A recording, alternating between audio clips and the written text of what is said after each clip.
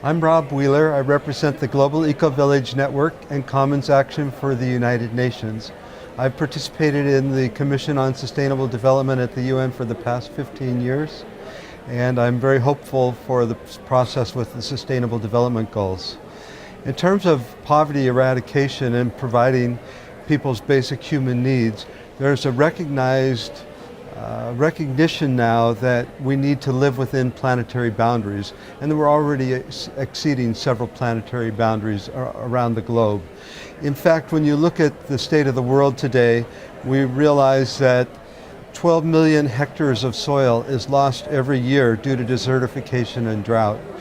Europe and the US lose several billion tons of topsoil each year.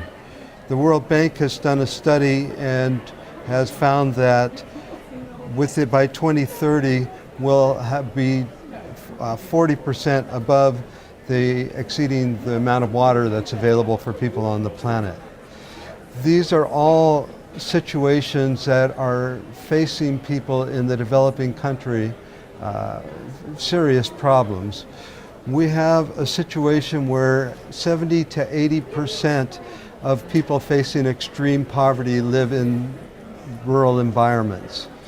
Those people are highly dependent on the natural environment for goods and services, and the effect that they're having is destroying the natural environment in their region of the world.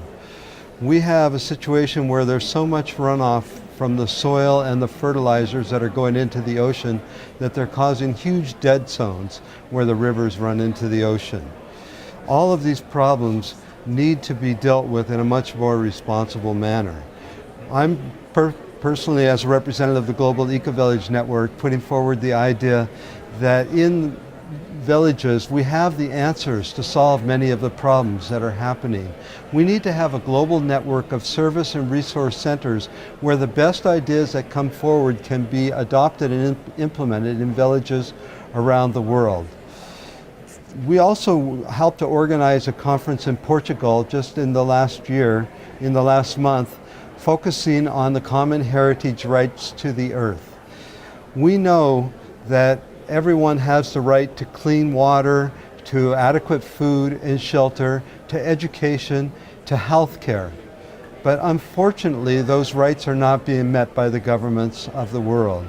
If we had the right to natural heritage of the earth, where the earth is protected and sustained for future generations, then we could insist through the SDG process that all of these rights are met and that we manage the earth system in a responsible manner.